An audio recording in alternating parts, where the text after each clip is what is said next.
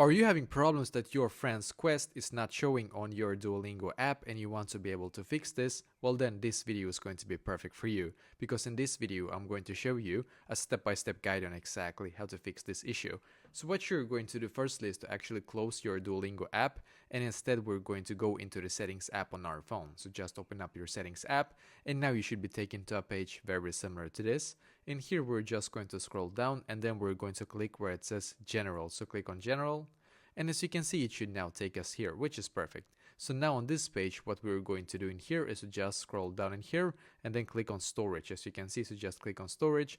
And in here, we're just going to simply wait for this page to completely load in here. So we're just going to wait a couple of seconds. And now when it's done, we're just going to swipe up like this until we can see the search bar up top, as you can see. So click on the search bar up top. Just click search for Duolingo in here, and then click on offload app, and then once again click on offload app in here. Just wait a couple of seconds. As you can see, we're just going to keep waiting here until we get this another blue button here that we need to click on. So click on it now to be able to actually update your Duolingo app to its absolute latest version. And by the way, this might take quite a while, just so you know, but just wait for it to completely load. Then when it's done, go back into the app, and hopefully now it's fixed for you as well.